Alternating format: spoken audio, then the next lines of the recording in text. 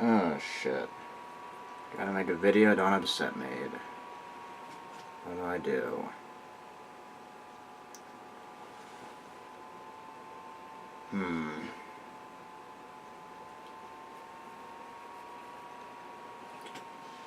Let's see.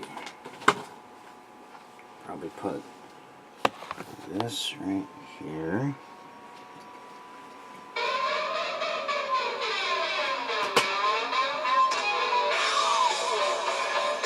That's enough out of you.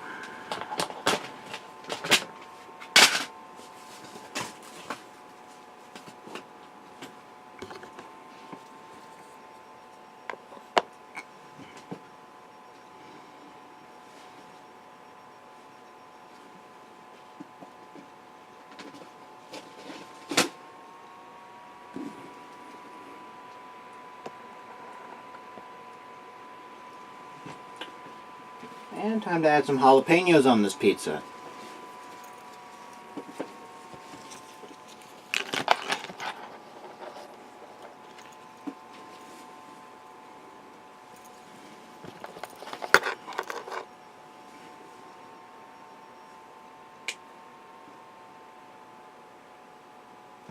That was bound to be good enough.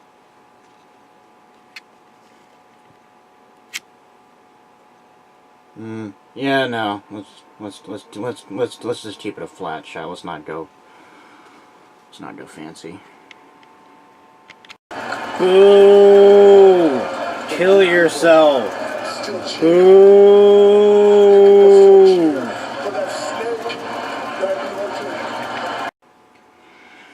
Hey there, boys and girls. Let's talk about WWE in 2017. Fuck me, where do we start? And you know, kind of sad that I have that reaction. At the start of the year, I had this fucking grand plan to make like a 2-hour video highlighting the positives and negatives of each major feud, pay-per-view, title change, and so on. That was in-depth as fuck. To really bring this channel back in style. Red carpet, private jets, wheel and deal, and all that shit Ric Flair talked about. And fuck, I even waited until 2018 just to make sure I didn't miss anything important that happened on the last 2 episodes of Raw and SmackDown, respectively. Which I feel justified in doing, by the way, since the Raw tag titles changed hands. But, as the aesthetic of my lovely set displays here, 2017 was kind of a blah year. So, why bother giving WWE an in-depth review when their content was about as hollow as Post Malone's career prospects at his future Chuck E. Cheese night janitor job when the whole rap thing fizzled out in about 5 years?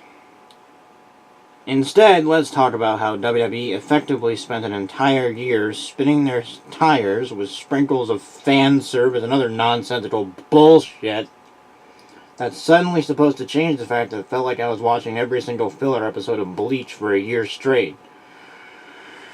Oh, and now before you angry cunts start citing great things in the comments like, but what about X versus X for X at X? This is not a video on the match quality in 2017. That was fine. Hell, great even. For the most part. Alexa Bliss versus Bayley at Extreme Rules, a pretty notable exception, as well as Bray Wyatt versus Randy Orton at WrestleMania, but we will get to either of those later. No. This is strictly the monotony and the asinine booking decisions that made most things mean nothing, and have no purpose other than to advertise a pay-per-view or advertise the pay-per-view after that. With that out of the way, I'll get right to the biggest offender of the hashtag waste my fucking time 2017 crusade WWE was on all year.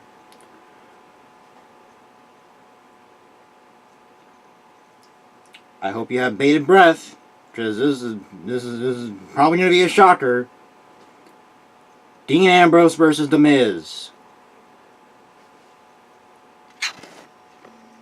Holy fucking shit. It just wouldn't fucking stop. Stop! Fuck! It hurts just recounting it. From January well into November, this feud kept going. And going. And going. Shit. WWE had such a hard-on for this feud that when they had the chance to finally break it off after Dean lost to Jerry Lee Lewis, they not only kept it going for about 3 months past that, they used it as a vehicle to try to get Roman Reigns over by reuniting the Shield. Or, you know, if maybe you don't agree with me on that one, how about the breakup of Enzo and Cass that we all saw coming about 4 months before it happened?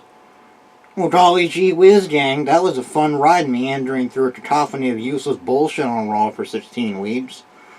Oh, or how about Randy Orton versus Bray Wyatt? A feud that was utterly pointless because, oh sure, Sinister Fedora Man has the WWE Championship on his resume now, as well as SmackDown Tag Title. It's kind of worthless when your whole house gets fucking burnt down. You lose the title in 10 minutes in the worst men's title match of 2017. Yes, Jinder Mahal accounted for. And then get tucked out of your championship rematch at the following pay-per-view because, lol, who gives a shit? And then you're right back to square one, meandering bullshit promos on Raw, wandering around in a desert, speaking in riddles just to fuck around with Finn Balor or something. Oh, and this doesn't even point out the stupidest fucking part of that feud.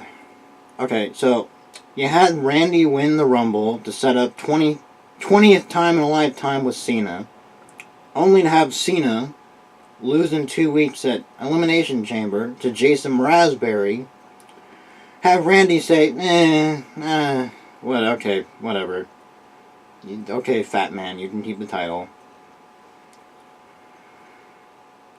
Only for Randy, the following week, to turn on Bray for no reason,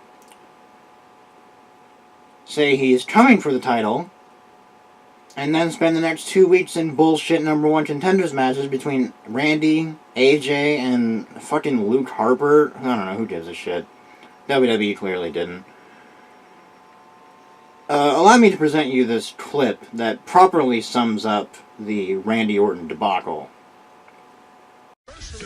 When he faces Sting for the TNA World Heavyweight Championship. Now there's the definition of the champion of the people. Oh my God! Is that Sting wearing a Sting? The icon Sting wearing a Sting mask. Okay, that's good. Sorry, that was a little long. That feud just fucking angers me. It's legitimately upsetting how shitty and boring that was. Let's move on to Alexa Bliss versus Bayley. It was fucking bad. That was pretty easy, wasn't it? And you know, I could go on for hours, and maybe I should. But there's just so much filler throughout the whole year and roundabout booking that is ridiculous. Oh! Shinsuke Nakamura's coming up? Who do we put him with? I don't know. How about Make-A-Wish Shawn Michaels? Oh! We need a new number one contender for the WWE Championship after we tucked Bray out of his title rematch? Just throw a dart at the board and we'll have a six-pack challenge on a random episode of SmackDown before Bray's spooky Abode of Despair match, featuring such exquisite talents as Daniel Stern from Home Alone 2, El Generico, Bozo Rawley, and Chandler from Friends. Oh, Shane McMahon wants to stroke his ego on national TV every week again? Well, fuck me sideways. Let's get that fat fuck Kevin Owens to placate his cock complex. It's not like we didn't get enough of Krispy Kreme Kevin Owens early in the year with a miserable title run that was a vehicle for Braun versus Roman in a feud that got progressively shittier the longer it went, culminating in a lethal dose of meh after Roman committed attempted murder and gets a title shot for it. And then the other thing it was a vehicle for was fucking Billy Goldberg winning said title in 12 seconds or fucking whatever it was, just to drop it to that lazy fuck Lesnar at WrestleMania. And fair is fair, I did like the Lesnar Goldberg match at Mania. Speaking of said lazy fuck though, remember when he totally buried the shit out of Samoa Joe and then he was crying on the Raw the next day? Oh, hilarious. That totally won't make Joe look like a worthless faggot. No. What about corrupted Matt Hardy? Man, that was so worth the wait just for WWE to have him play chess with a goldfish and fuck around with various other people and things. Oh yeah, totally awesome. Totally isn't a fumble, guys. Totally playing a long game with this one. We just need to see how it plays out. It's fucking 4D chess. This totally isn't as dumb and fucking pointless as when TNA had Brooke Hogan fucking around with Bully Ray for an insufferably fucking long time on Impact in 2013. No, don't be fucking ridiculous. Calm down. Just fucking calm down, you stupid asshole. I mean, where are you gonna go watch your wrestling? New Japan with the Young Cucks? What are you fucking gay? Loser. Anyway, no. The corrupted Matthew will definitely not be looked at as a giant waste of time in about 2 years. No, not at all. On an unrelated note, wasn't it great when WWE fucked up the women's Money in the Bank by having James Ellsworth win it? Or how about when Baron Corbin didn't win the Intercontinental title in March, won the Money in the Bank in June, lost it like a month later because, lol, who gives a shit, lost to Cena at SummerSlam in a match oozing with corporate justice, spent the next 2 months or whatever doing pretty much fuck all. I can't remember anything of substance he did between SummerSlam and whatever the pay-per-view after that was. Won the U.S. title for some reason, and then lost it to Make-A-Wish Shawn Michaels because fuck it and fuck you. You remember that? That was great. That was good. Good. You stupid cunt.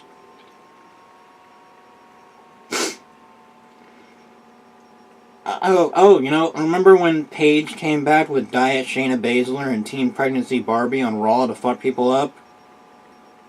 Yeah. Wasn't it great when Ruby Riott and her ragtag group of Who Gives a Fuck did the same shit the next night on SmackDown? Oh, beautiful, exquisite. It's like poetry, it rhymes. Roman's the key to all of this. He's a funnier character than we've ever had before. And I sound like a bitter cunt who just says he hates everything. I don't. There were plenty of things I liked in WWE this year. Mainly on NXT story-wise, but the matches have been generally good this year. Asuka versus Nikki Cross in a last woman standing match is probably WWE's best women's showcase all year, in my opinion. The SmackDown tag titles have featured the best matches of the last, 4 pay-per-views they've been on. AJ versus Cena was great, as was Neville versus Austin Aries 2. Oh, and of course, Tyler Bate versus Pete Dunne. There were many good ones, so we'll stop there. You get it. And like I said, I could go on for hours. Okay, let's wrap this up. So, was WWE bad in 2017? No. Was it good? Sure. But it wasn't really very interesting. This entire year was, to borrow an earlier phrase, a lethal dose of meh the whole way through. For every good main roster match or interesting plot point, there was a cavalcade of, no, fuck you, I want the title, and I'm calling you out, I'll see you next month at the next pay-per-view for that title. Type of bullshit. I make that caveat because I didn't get the chance to indulge in every episode of NXT, so I will refrain judgment on that front. Am I gonna keep watching? I don't know, probably. See, this is probably the worst type of year because it didn't do anything to make me stop watching, but it didn't give me any reason to not just drop everything at the same time. Though I think we've said enough on that in 13 minutes. Oh, and before I go, keep in mind, I watched almost everything between January 1st and December 31st, so don't pretend I'm uninformed in this rant cunt. Alright, I'm done. Bye.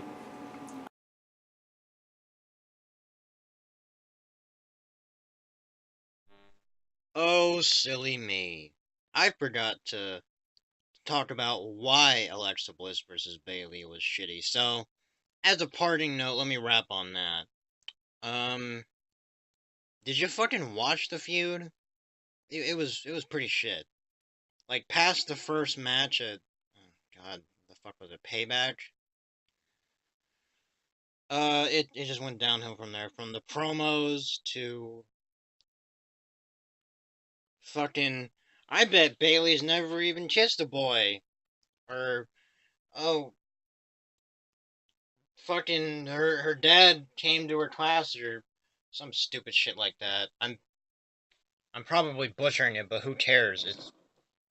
It's just as dumb as I'm describing.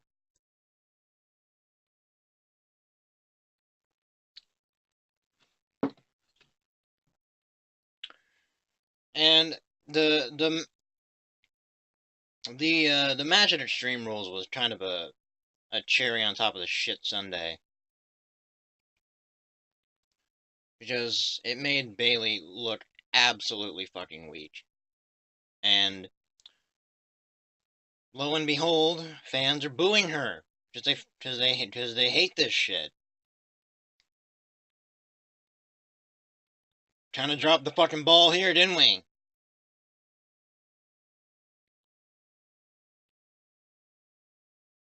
Okay, I think I'm done now.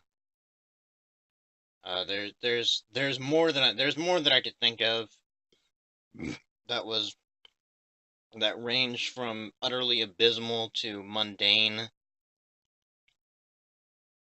about WWE in 2017.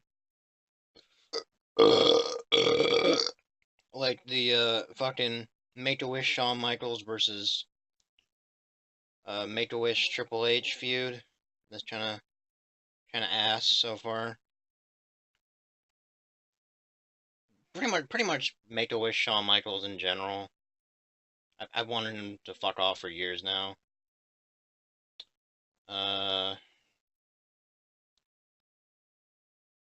That's about it. NXT's still good, guys. Keep going on with that. Main roster though, might wanna send that one back to the chef. I think they fucked something up on that one.